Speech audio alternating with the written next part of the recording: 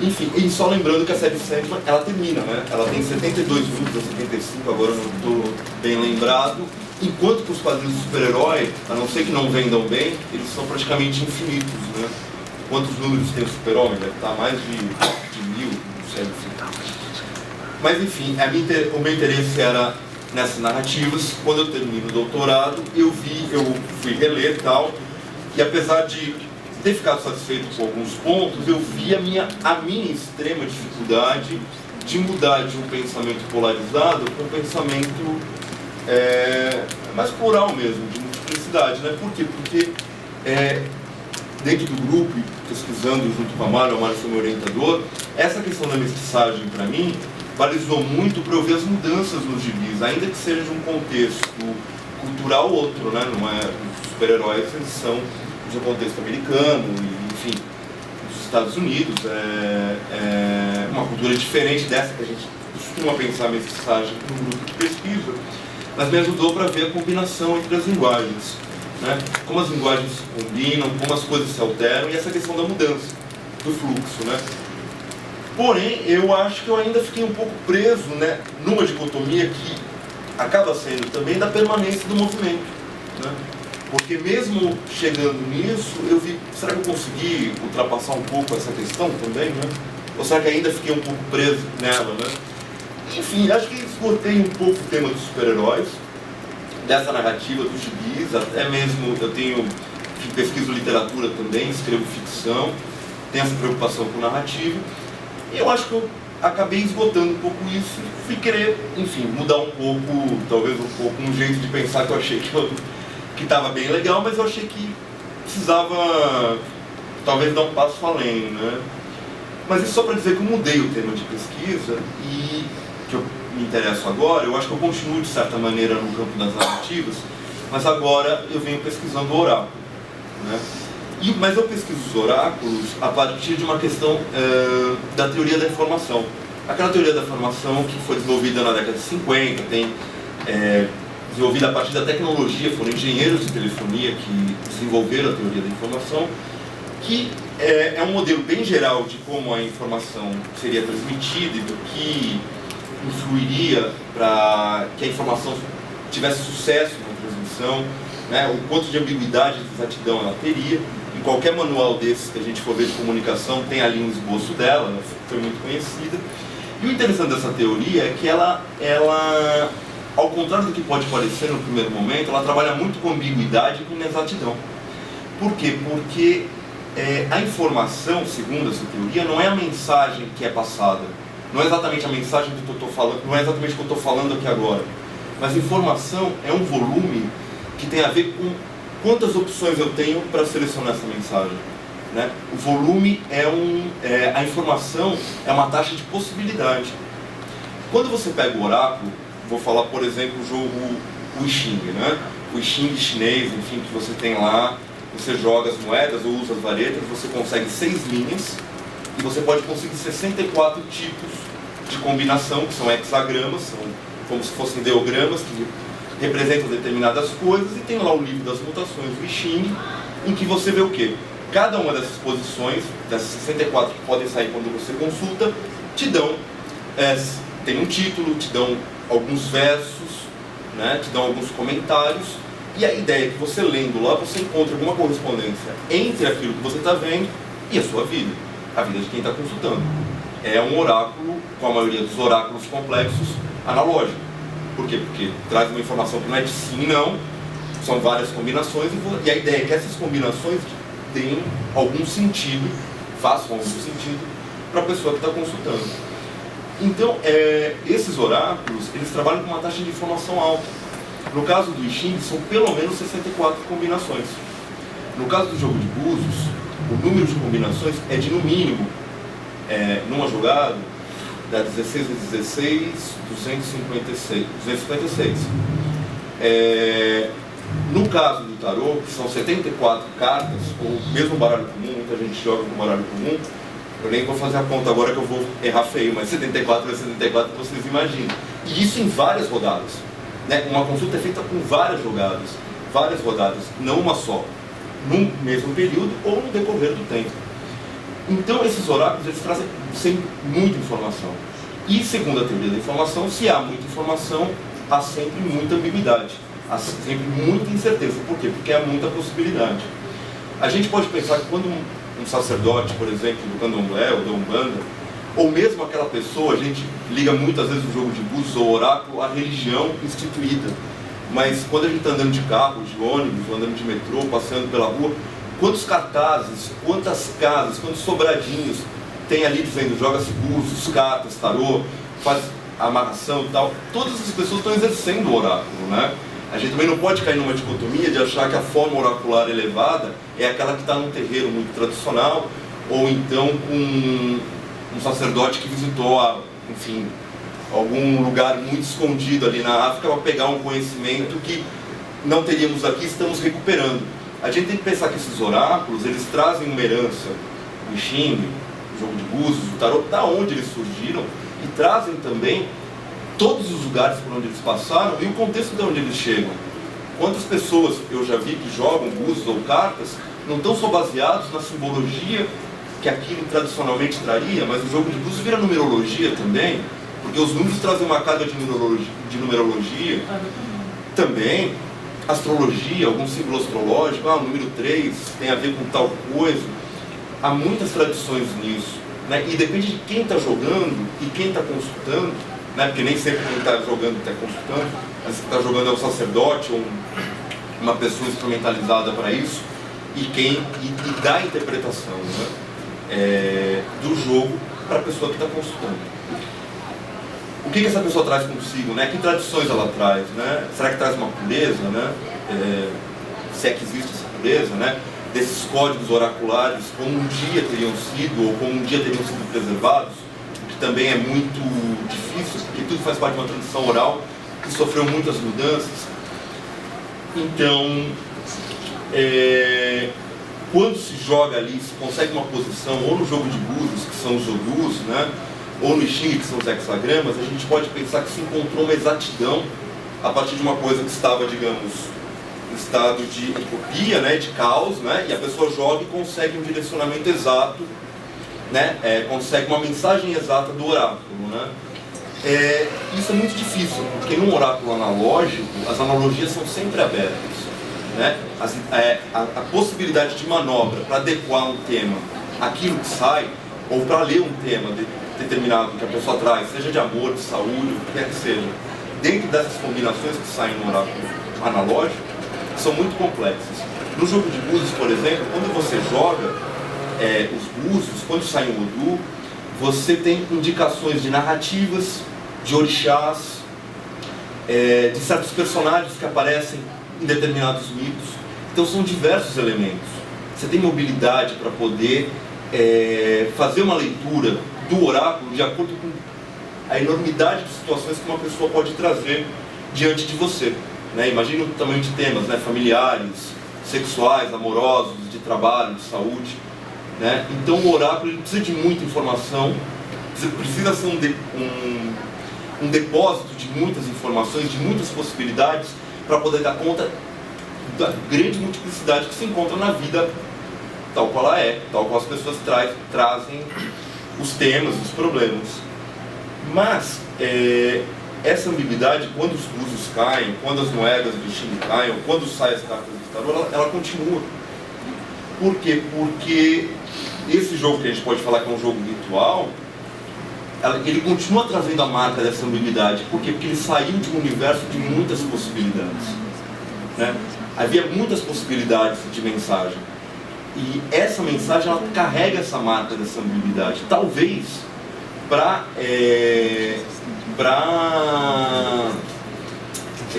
duplicar, para falar de alguma maneira, no ritual, o acaso da vida. Por quê? Porque quando você está jogando ali o búzio, tirando as moedas, ou tirando as cartas, é muito importante manter a ideia de que aquilo poderia ser aleatório, né? Você embaralha as cartas, você esfrega os búzios e não olha, você não conta as varetas para tirar o bichinho. Qualquer oráculo ele é feito escondido, né? na mão, embaralhado ao contrário. Para quê? Para que haja o elemento do acaso, né? Mas a ideia é que não é o acaso que está gerando aquilo, é algo transcendente, não é algo imanente daquele sistema. Existe algo transcendente, divindades, energias, inconsciente, algo que estaria se comunicando naquele contexto através desses instrumentos de seleção e combinação de mensagens, né? A ideia é que há algo transcendente, mas ao mesmo tempo isso continua mascarado no acaso, né? Parece acaso, e tem que parecer acaso, porque talvez as próprias pessoas que estão ali consultando, elas estão vindo da mesma situação. A vida que parece acaso, né? A vida que parece, se você não colocar um elemento de sentido, né, algum, né, as coisas são acasos, acontecimentos, combinações de relação. Qual é o sentido? Não se sabe, né? Como ler isso? Para onde me leva o destino? Essa ambiguidade, essa pluralidade, essa incerteza são elementos mais ou menos presentes na vida de todo mundo, né? Na vida das pessoas, na existência, enfim, nos trajetos históricos, em tudo, pessoais e maiores, né? Mas a ideia de quem consulta ou de quem tem determinadas crenças, ou mesmo de quem não tem, né? Existem outros instrumentos para isso. O inconsciente, né? Às vezes você encontra o sentido a partir da análise psicanalítica, né? Você vai lá encontrar o sentido das suas ações, né? Que estaria às vezes, né? Parece que está meio imanente, mas parece que está meio transcendente em outro lugar, né? Alguém vai lá te contar para onde que está indo as suas ações, né? Então talvez essa parte do ritual, de que é necessário uma grande variedade, uma grande pluralidade de possibilidades de jogo, de combinação, seja um pouco para simular, para ir de encontro, né, a essa questão que nós enxergamos na vida mesmo, que é tentar encontrar muitas vezes, né, um sentido para esse monte de acasos e acontecimentos que acontecem, que a gente faz isso diariamente, procurando, enfim, organizar a vida e tal. E talvez os oráculos precisem também colocar isso para dar confiabilidade ao jogo, né, dar confiabilidade à mensagem, né, esse elemento do acaso, né, que é parecido com a da vida, né? Parece que é tudo aleatório, casual, parece que as coisas não têm um sentido, mas tem. E aqui nós estamos tentando selecionar os elementos que vão dar sentido para você que está para a pessoa que está consultando e, enfim, para a existência no geral.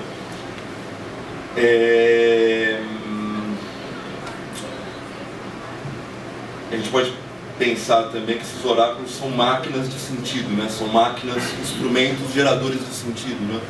Você usa aquilo para tentar gerar sentido, gerar organização, gerar direcionamento, né? Então, e dentro da pesquisa que eu estou fazendo, talvez mais do que revelar algo, né?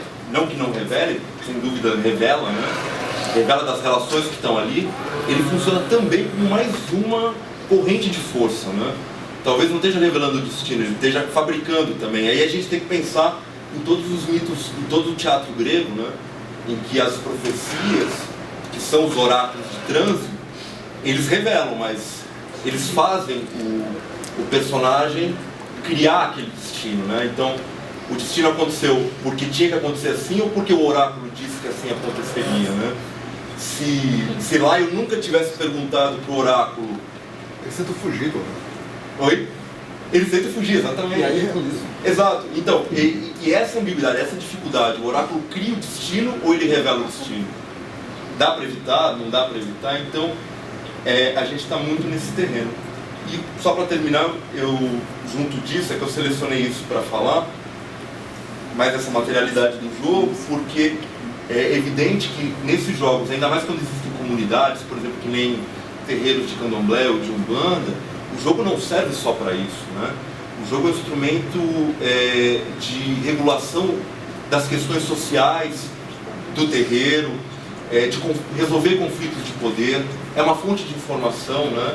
Gera confidência, né? Você está ali jogando os búzios ou jogando um oráculo com uma pessoa, ela é capaz de revelar coisas para você que ela não revelaria para ninguém, porque ela tem a ideia ou a esperança de que você ajude a partir dali que ela resolva aquilo. Então isso é é uma ferramenta muito importante para conseguir transmitir informações, né? Além de poder servir também como orientação para os adeptos ou para as pessoas que estão ali, os consulentes, de como organizar a sua vida. Então, esse tema dos oráculos vem mais ou menos nisso, é por aí que eu estou estudando eles. E eu acho que a junção disso com as coisas que eu estava estudando antes, a tese, enfim, dos gibis, dos super-heróis, essas coisas todas, eu acho que tem esse tema das narrativas, né? É o tema dessas narrativas. Eu continuo nas narrativas, porque os oráculos também, no final, produzem narrativas. Eles são narrativas e produzem narrativas. É isso.